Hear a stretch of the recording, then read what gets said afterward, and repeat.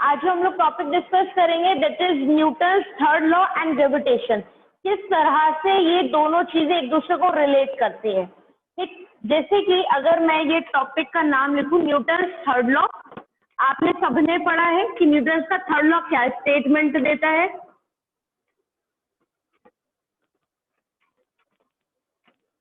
And gravitation, ठीक है, इन दोनों के बारे में इंडिविजुअली हम पढ़ चुके हैं। हम न्यूटन्स थर्ड लॉ को भी पढ़ा है, हमने ग्रेविटेशन को भी पढ़ा है कि ग्रेविटेशन होता क्या है।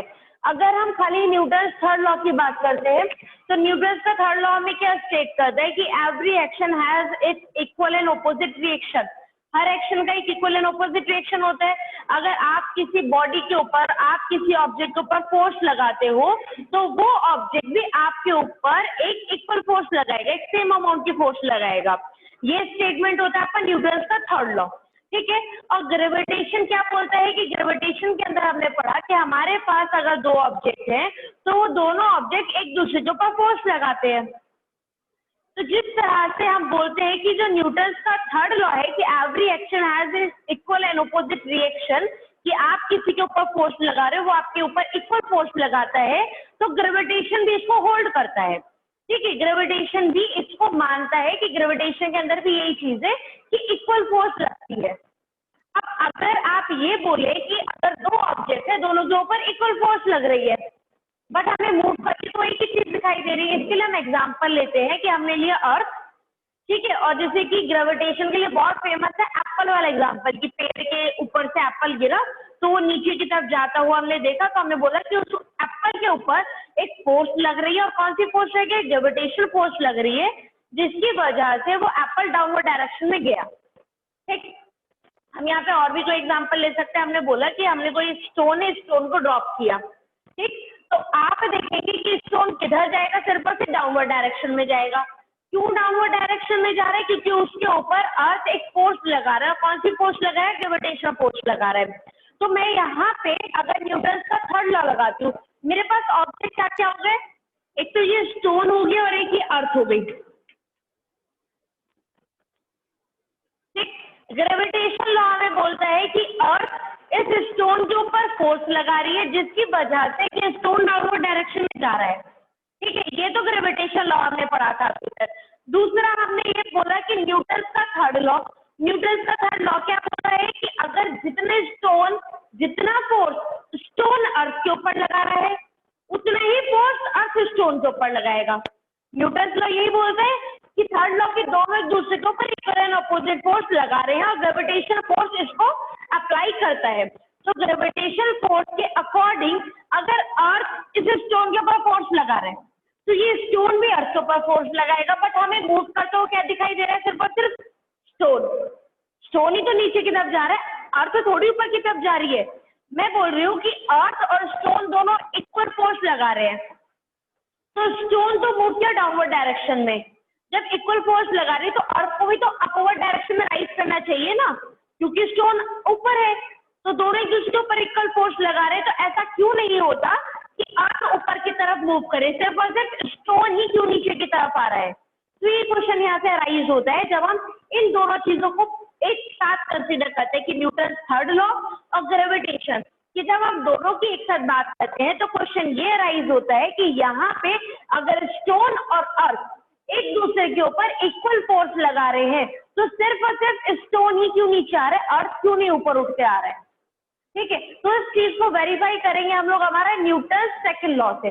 न्यूटन्स का सेकंड लॉ आपको एक मैथमेटिकल एक्सप्रेशन देता है, force is equal to mass into acceleration.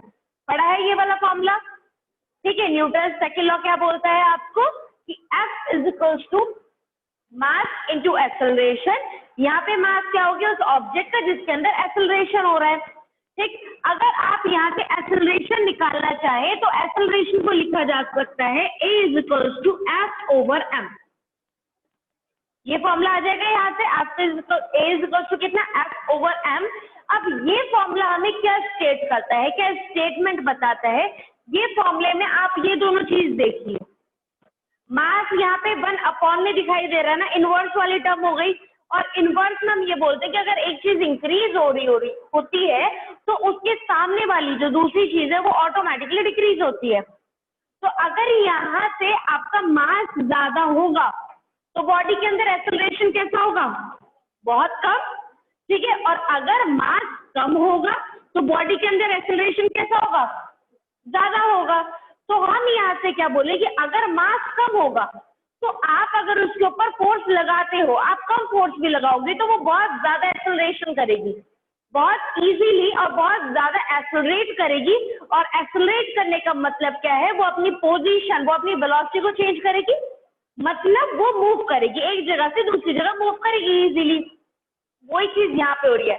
अगर हम इन दोनों चीज को कंपेयर करते हैं, किसका मास ज्यादा दिखाई दे रहा है, किसका मास कम दिखाई दे रहा है, अर्थ का मास ज्यादा है, साइज बड़ा है, मास ज्यादा होगा। स्टोन का मास कैसा है, छोटा है, साइज छोटा है, मास कैसा होगा, कम होगा।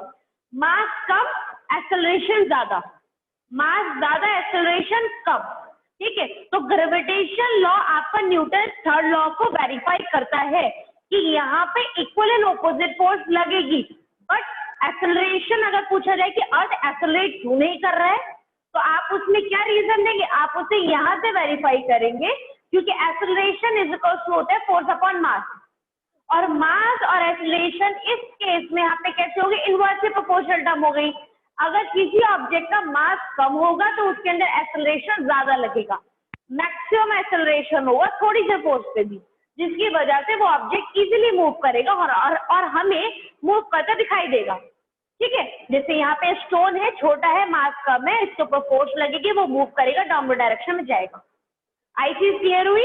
तो ये था हमारा कि Newton third law and gravitation दोनों एक दूसरे के साथ में कैसे डील करते हैं, कैसे वर्क करते हैं। Okay clear. नेक्स्ट चीज पढ़ते हैं हम लोग, free fall. Free fall word से कुछ समझ आ रहा है आप लोगों को क्या होता है फ्री फॉल, किस तरह से हम इसे एक्सप्लेन कर सकते हैं।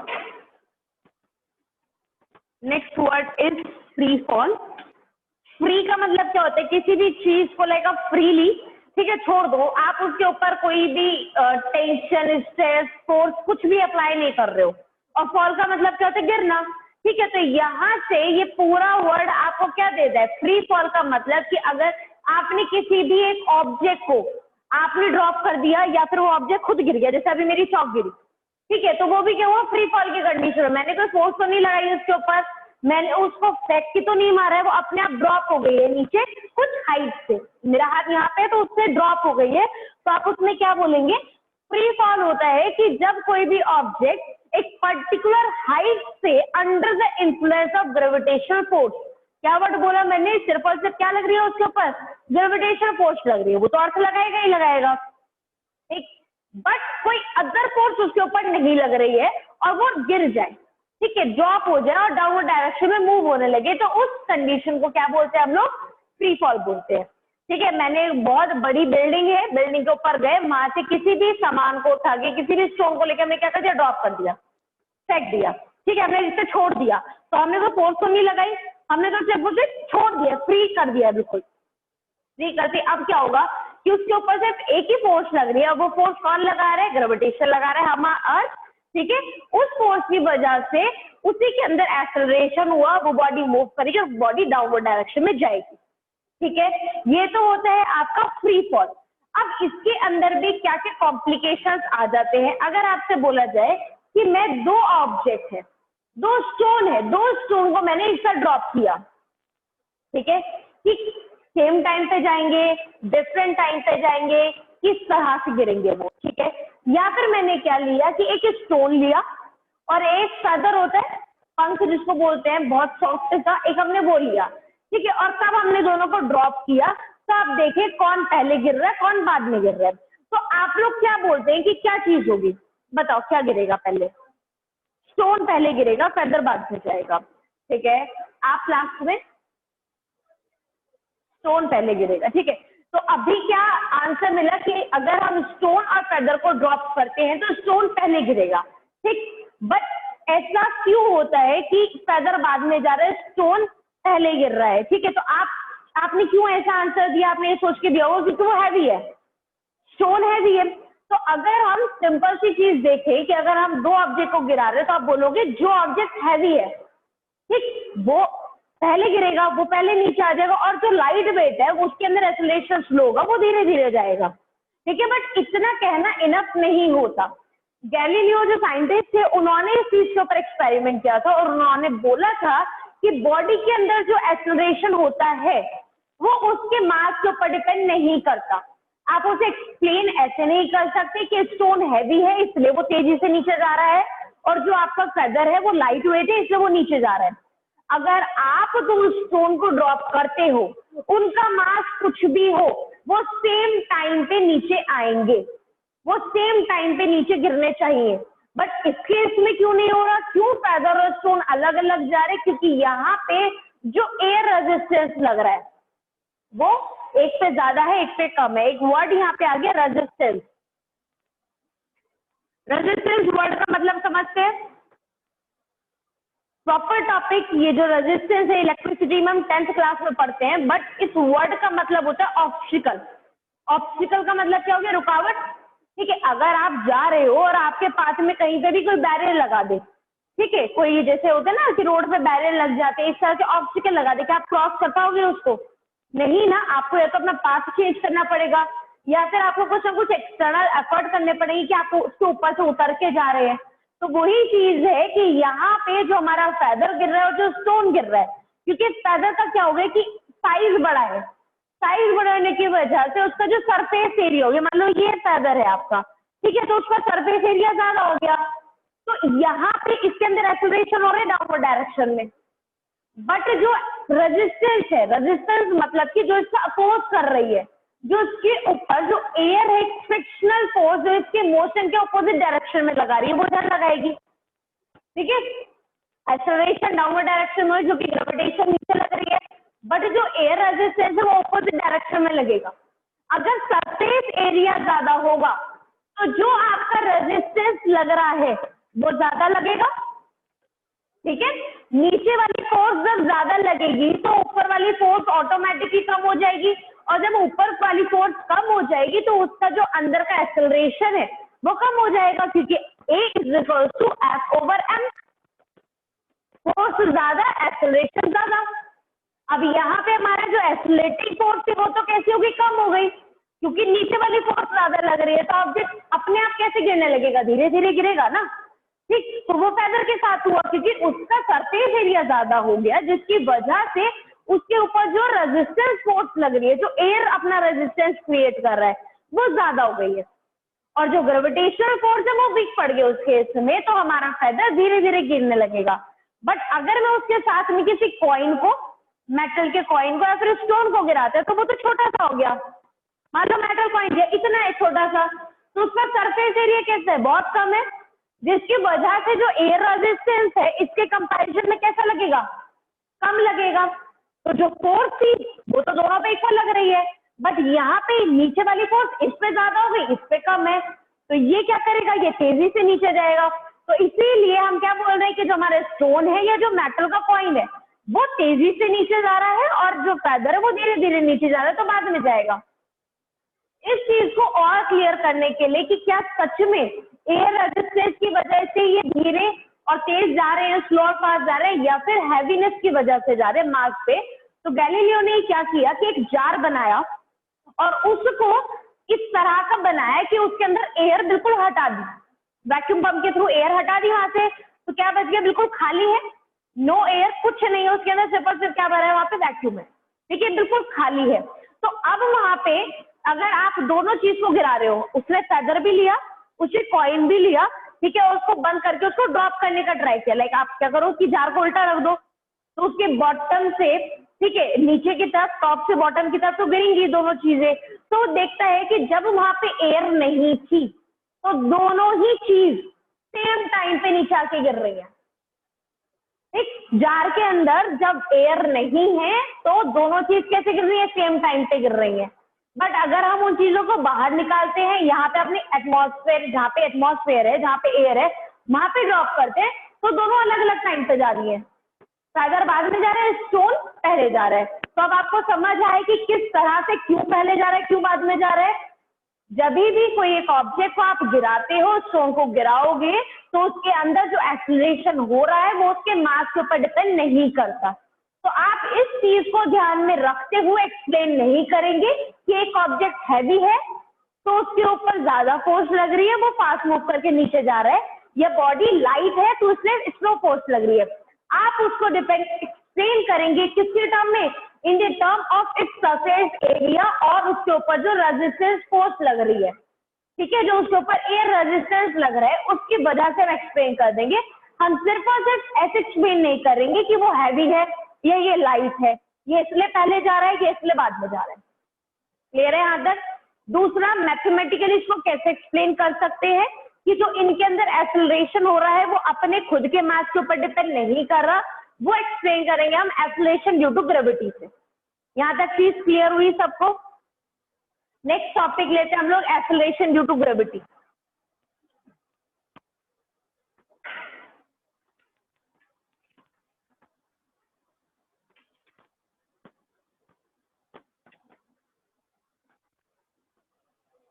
एक एक वर्ड देखो यहाँ पे कि आपको समझ आएगा। एक्सेलरेशन वर्ड हमने पढ़ा हुआ है।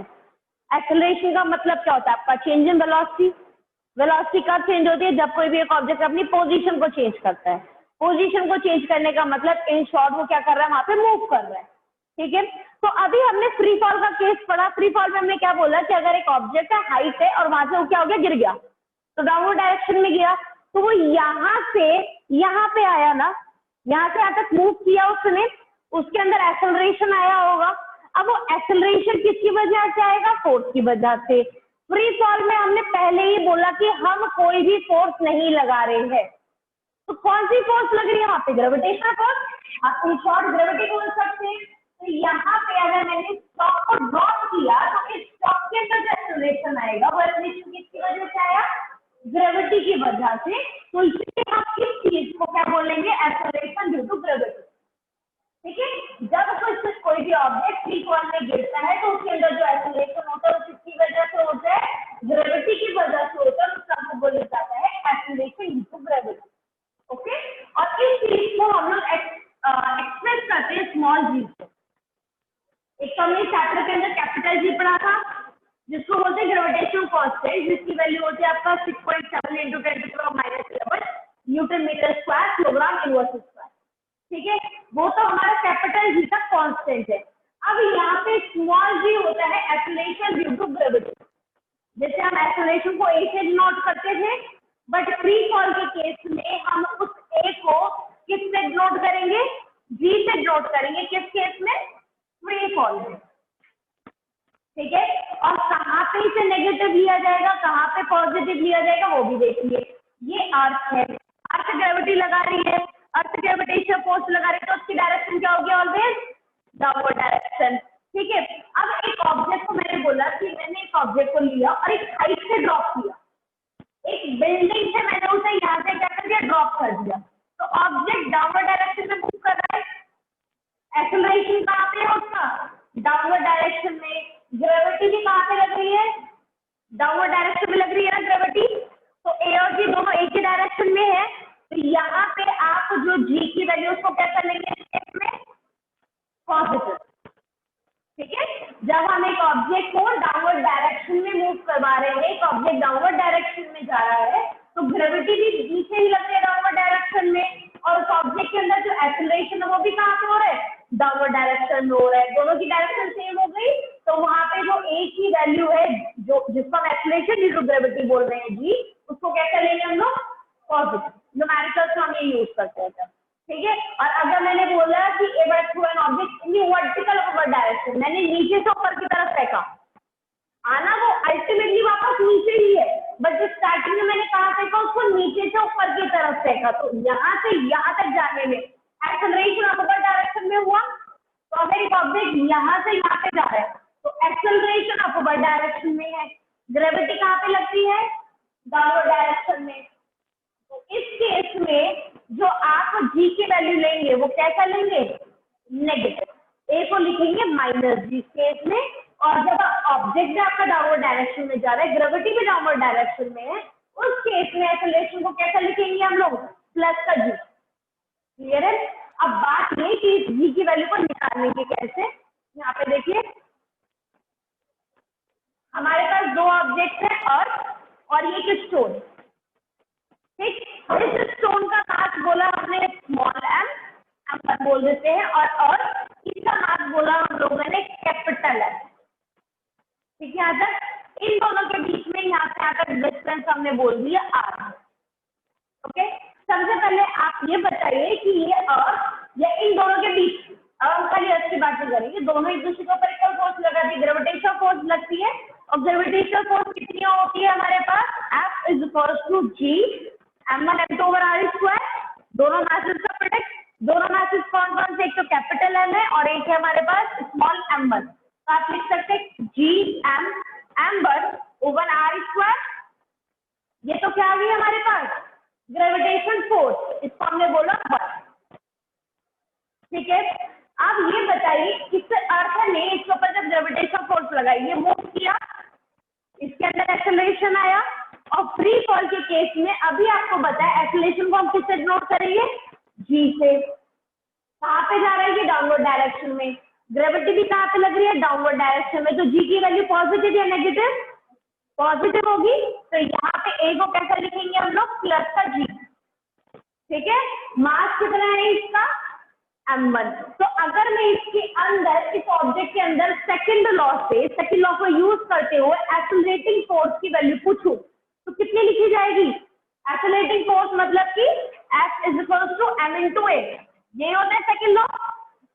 इससे पूछा जाए कि इसके ऊपर कितनी फोर्स लग रही है, तो आप क्या लिख सकते हैं, F is equal to mass into acceleration. इस ऑब्जेक्ट का मास कितना है हमारे पास, m1, ठीक है, इंटू एक्सेलरेशन क्या है हमारे पास, प्लस जी, तो उसको as it is m1 into g लिख सकते हैं। ठीक है, ये क्या है हमारे पास, सेकंड। ये तो हमने कहाँ से लिखा, आपके न्यूटन सेकंड लॉ से, और ये कहाँ से लिखा हमने, ग्रेविटेशनल फोर्स से।